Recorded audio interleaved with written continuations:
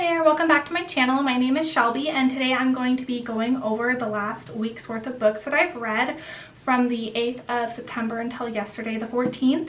I read a total of 7 books, so I'm going to quickly go over what they're about, what I feel about them. I am going to link all of the Goodreads for the books below, as well as my personal Goodreads if you want to become my friend. I did write reviews, full reviews for all of these that'll be a little more in depth than what I'm going through today, but let's just hop right into it. So the book that I read over the weekend was All the Light We Cannot See by Anthony Doerr. This is a World War II historical fiction novel centering around quite a few characters, but the main 2 characters is Marie Laure. She's a blind French girl who has to evacuate during World War II from France, and then Werner Pfennig. He is a German orphan who ends up being part of the Hitler Youth and becoming a German soldier. So it goes from current in the World War II time setting, and then it goes previous to before the war, and then it does double into after the war as well, following the characters. The writing was absolutely beautiful. I never read anything by him before, but I do understand why it won a Pulitzer Prize, because the writing is really beautiful. Very, just like lots of metaphors, it's so pretty. But unfortunately it jumped around a ton between the timelines and between characters. I had a hard time following it, and I didn't really get into it until the last 150 pages or so, and it is quite a large book, over 500 pages, so a lot of it I wasn't really interested in. I found the story to be very interesting, but I was confused a lot of the time because it was so jumpy. So unfortunately for that reason, I gave it 3 out of 5 stars.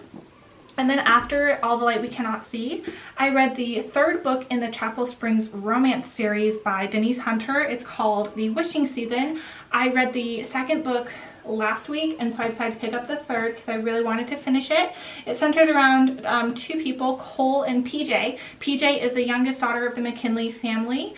She is a chef and she wants to open a bed and breakfast with a restaurant attached to it. So she applies to get this house. This old lady was basically giving away her house to an applicant for free to start a new business, but she had to basically fight against one other person to get the house, and the other person, his name was Cole, and he wanted to open a transition house for foster kids for after they're done with foster care to be acclimated into regular society. The lady couldn't decide who she liked better and which proposal she liked better, so she said for the first year, from June to June, they will have to share the house. She'll have a restaurant on the bottom and he will house the kids on the top. So they basically have to share the house, and it's like a love to hate situation, and it was a really, really cute story. Obviously, you know, they end up together, but it's really cute, and they both have demons from their past that they have to face, and they're a cute couple together. I gave this 4 out of 5 stars. It wasn't my favorite of the series, but I really did enjoy it. And then after that, I ended up picking up Pretending to Dance by Diane Chamberlain. I've never read a Diane Chamberlain book before, and this was my first, and I did order some recently, so I wanted to read one of them to find out if I liked them. This one is about a girl named Molly. It starts out with her and her husband Aiden. They're about to adopt a child. They're nearing 40 years old. She's 38, and they're about to adopt a child, and there's a lot of background checks that go into that and questions, and it brings up a lot of drama from her past. She had been lying to everyone she knew, including her husband, about her past.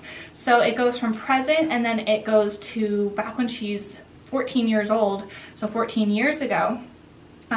During a summer, and basically goes into why she lied about her whole childhood. It talks about her mom and her dad and a friend that she had, and so it's very interesting, and it explains kind of what happened to her and why she lied, and then she kind of has to face what happened currently to be able to move forward with the adoption. I loved this book. I gave it 5 out of 5 stars. I thought it was so amazing. I loved the writing. I loved the character, and this had me crying. I really, really enjoyed this one.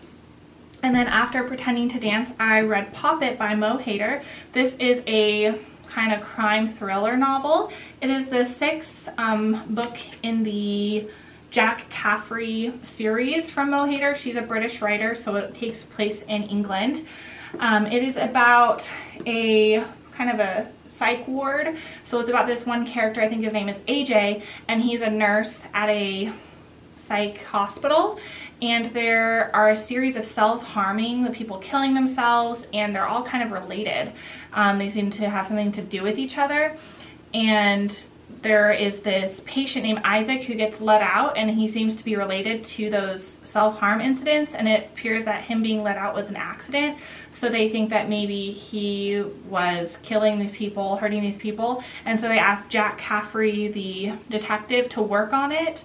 And so you kind of see him trying to follow the story and seeing how everyone's getting wrapped up into it, as well as there's storylines that are from the previous novels that, you know, show up in this book as well, which were pretty interesting. I didn't read books 1 through 4, but I did read book number 5 last year called Gone, which I enjoyed. I gave this one 3 stars. I found it was good, but I wasn't like a favorite, that's for sure, but it was enjoyable. It was a pretty easy read. It is about 400 pages, but the pages aren't that big, so it's a pretty easy read.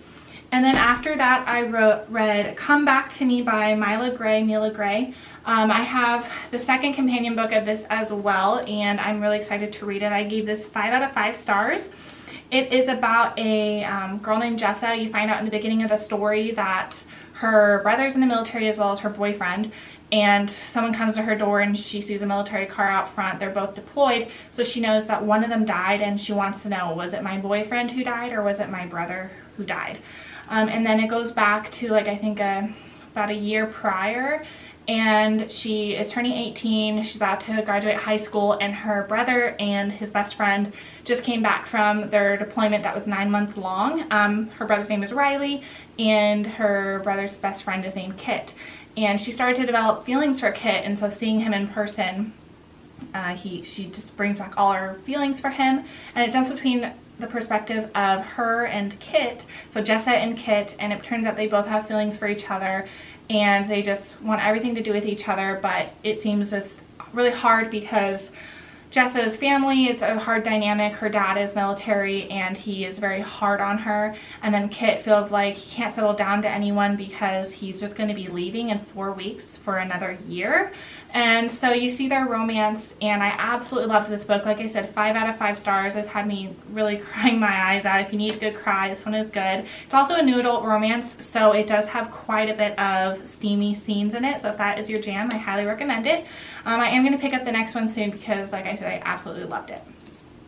And then after that, I read another thriller novel. This is kind of a domestic thriller, and it's called The ExWife by Jess Ryder. I've never read anything by her before. This one actually came out this year in June, so it only came out a few months ago, and it is based around 3 main characters. Natasha, she just got married a couple years ago and had a baby with her husband named Nick, and basically everything is perfect. He left his ex-wife though for her. They had a romance, and so he left his ex-wife Jen. Nick is really wealthy, so Natasha doesn't have to work, and their little daughter's name is Emily, and she's almost 2 years old. And so she seems to have the perfect life, but he's always on the phone with Jen. Nick's whole family likes Jen. They don't like Natasha. They think she's a homewrecker. And then one day, she goes to pick up Emily from daycare. She's not there. She's gone. She never came to daycare that day. She had Nick take her. She goes home. Nick and Emily are gone, and she doesn't know what to do. She can't reach him. She's locked out of her house, so she only has one person to rely on, and that's Jen, because Jen knows him better than anyone else, knowing him for like 20 years. So she has to ask her questions and rely on her to help her. This was an amazing book. I gave it 4 stars. It had a ton of twists and turns. I wasn't expecting a lot of the novel, and I thought the writing was really well done and really modern, so you got a lot of like common phrases from today's time, so I really liked that. The only thing is, I guess, the very last twist at the end, and that kind of ruined it a little bit for me, so I did take off 1 star for that. But I really enjoyed it, so I think I might check out her other 2 novels. She wrote one last year, and I think maybe the year before as well. And then the last book that I read, I just finished up this morning actually. It's called Married Till Monday by Denise Hunter. It is the 4th and final novel in the Chapel Springs romance. It is about the oldest sibling in the McKinley family. His name is Ryan. He's the only son, and his ex-wife Abby. So Ryan, you know it from the other novels, he is kind of a wounded soul. He recently bought his ex-wife's dream home. He's still totally hung up on her, but he thought he could get over her, but living in that home, all he can think about is her.